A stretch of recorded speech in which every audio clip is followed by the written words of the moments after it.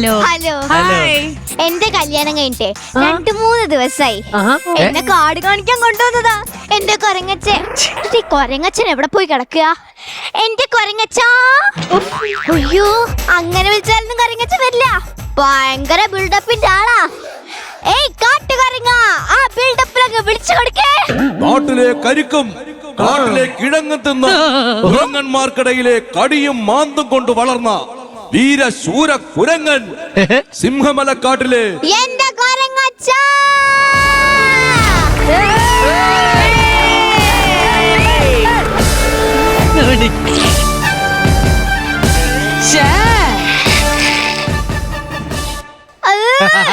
എപ്പോഴേ ഓവറാ. എന്നെ പോലെ ലൈഫ് ഇട്ട് കളിച്ചതല്ല,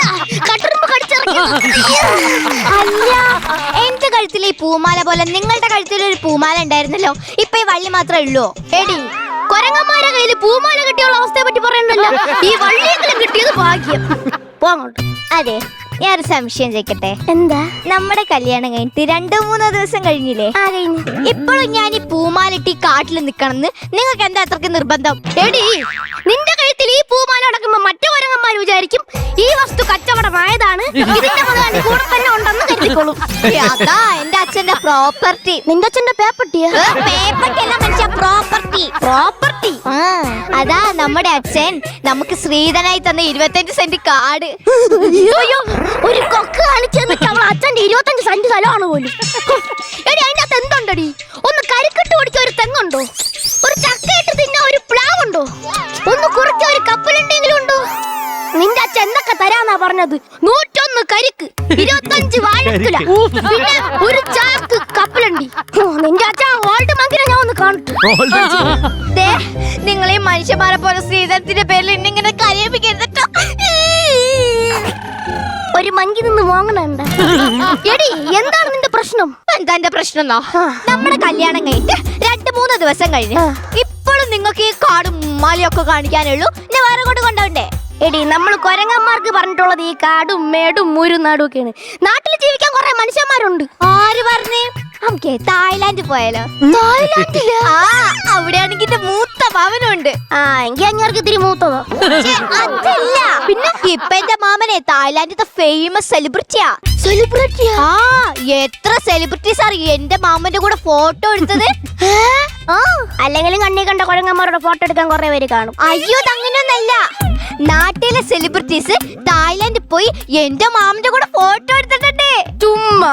അത് ശരി, ഞാൻ ഫോട്ടോ കാണിച്ചതാ വിശ്വാസാവോ? എല്ലാവർക്കും വിശ്വാസാവോ? ഫോട്ടോ കാണിച്ചതാ, ദാ നോക്ക്. ഇതിലേതടി നിന്റെ മാമൻ?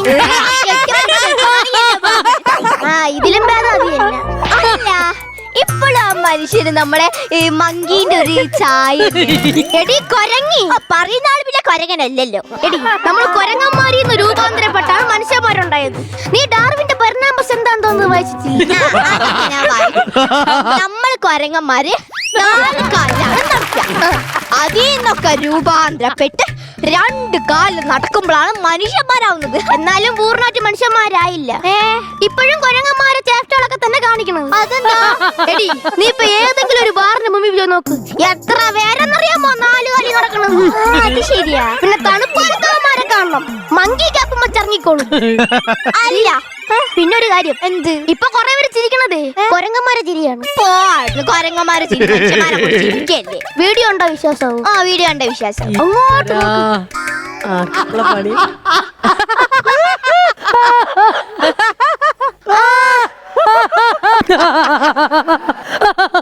ഇത്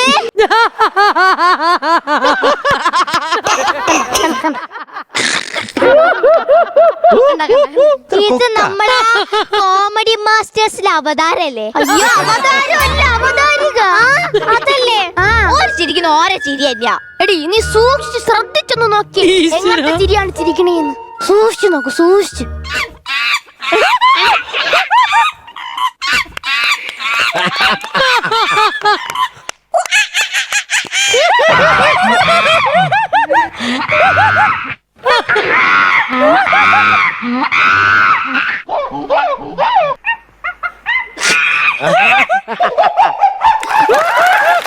ഇപ്പൊ മനസ്സിലായി. ഞാൻ പറഞ്ഞ മനസ്സിലായി. എന്നാലും നമ്മൾ കൊരങ്ങന്മാരെന്താ മനുഷ്യന്മാരാകത്ത്? എടി ആ പരിപാടി ഞാൻ അങ്ങ് നിർത്തി. ഈ മനുഷ്യന്മാരുടെ സ്വഭാവത്തിനെ പറ്റി നിനക്കറിയാമോ? കൊണ്ടു കുത്തിത്തിരിപ്പ് കൂട്ടിത്തല്ലു. നിന്നെ കാണാൻ കൊരങ്ങനെ പോലെ ഇരിക്കണം ആരെങ്കിലും പറഞ്ഞ അപ്പൊ ബോഡി ഷേമിന് കേസുമായി. അടി അതുകൊണ്ട് ആ പരിപാടി അങ്ങ് നിർത്തി. എത്ര സംഘടനയാണെന്നറിയാമോ? ആണോ? ആ, നമ്മളിങ്ങനെ മനുഷ്യന്മാരെ കുറ്റൊന്നും പറയാതെ നമ്മള് ഭാവി കാലത്തിനെ പറ്റി പറ. ഏട്ടാ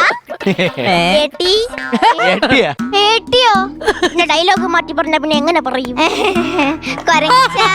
കൊരങ്ങമ്മേ കൊരങ്ങമ്മേ.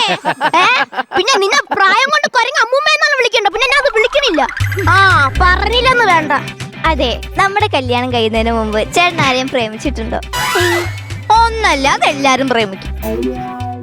5 10 ബാക്കി ഞാൻ കല്ലെടുത്തോണ്ട് വന്നിട്ട് എണ്ണ. അല്ലെങ്കിൽ വേണ്ട. എടി, നീ കല്യാണത്തിന് മുമ്പ് ആരെങ്കിലും പ്രേമിച്ചിട്ടുണ്ടാ? നാണം പറഞ്ഞു. അപ്പൊ നീ പ്രേമിച്ചിട്ടുണ്ടല്ലേ?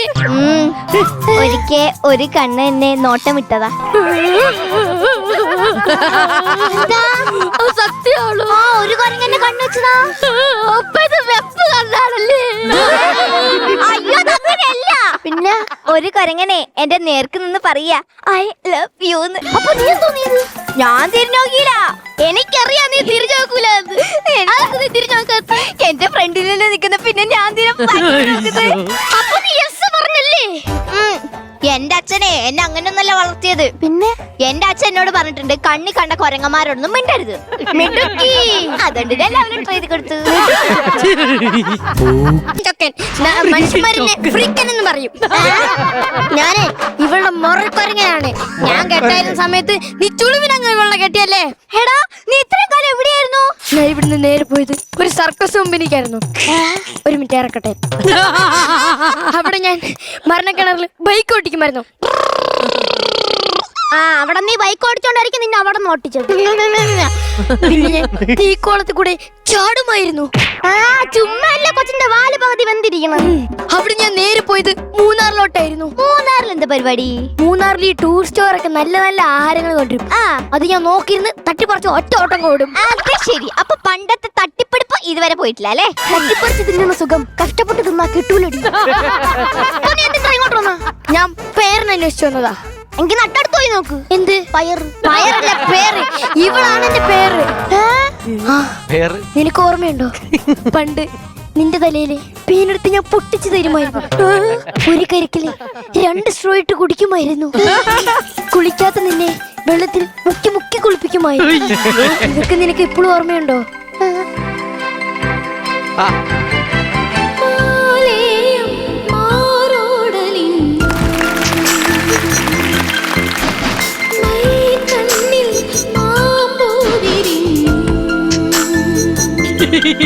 മഞ്ഞിൽ കുതിർന്നാടും പൊന്നിന്നാട ഒന്നൊന്നായടിഞ്ഞു.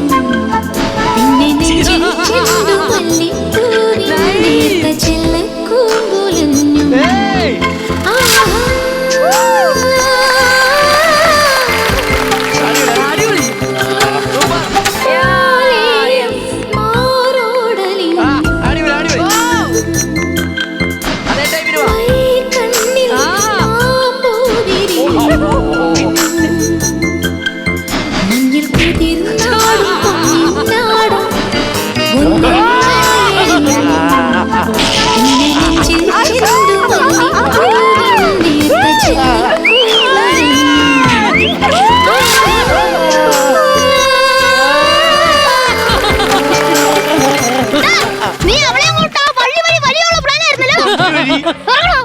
ഇവളെ എന്റെ മുറക്കൊരങ്ങിയ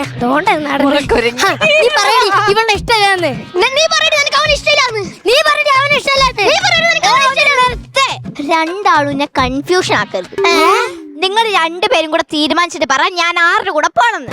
ആ, അങ്ങനെയാണെങ്കിൽ നമുക്കൊരു ഗെയിം കളിക്കാം. ഞാൻ ഈ വടി വെച്ച് നിന്റെ മുതുകിൽ 3 അടി അടിക്കും. നീ കരയാതെ ഏറ്റുവാങ്ങിയോ എവള് നിനക്ക് സ്വന്തം. അങ്ങനെയാണെങ്കിൽ ഈ അടി ഞാൻ എടുത്ത് നിന്റെ മുഖത്തേക്ക് 3 അടി അടിക്കും. നീ കരണ്ടിരുന്ന ഇവള് നിനക്ക് സ്വന്തം. എങ്കിൽ നീ പറ ആരാദ്യം അടിക്കണം? ആരാദ്യം അടിച്ചാലും എനിക്ക് ഒരു കുഴപ്പമില്ല. ആദ്യം അടിച്ചിട്ട് എന്നെ കൊണ്ടുപോകാൻ നോക്കും. അത് ന്യായം. എന്നാ 3 അടി നീ എന്റെ മുഖത്ത് അടിക്കേ. അത് കഴിഞ്ഞിട്ട് ഞാൻ നിന്റെ നെയ്യ് ഇളക്കി തരാം. ഞാനും കാണിച്ചു തരാം. കഴിഞ്ഞ കഴിഞ്ഞു അടിയടാ. 1 2 3. നിലവിളിച്ചതല്ല, പാട്ട് പാടിയതാ. അടുത്തടി അടിക്കടാ.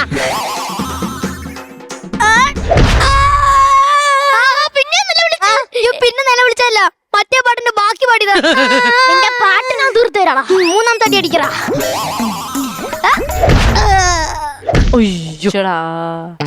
അതെന്താ നീ തിരിഞ്ഞു നോക്കിയത്? അല്ല, നട്ടല അവിടെ തന്നെ ഉണ്ടോ നോക്കിയത്.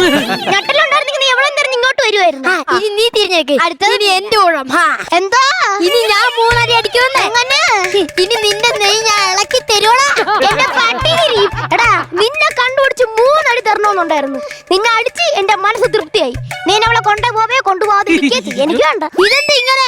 ഇതാണ് കുരങ്ങ് ബുദ്ധി.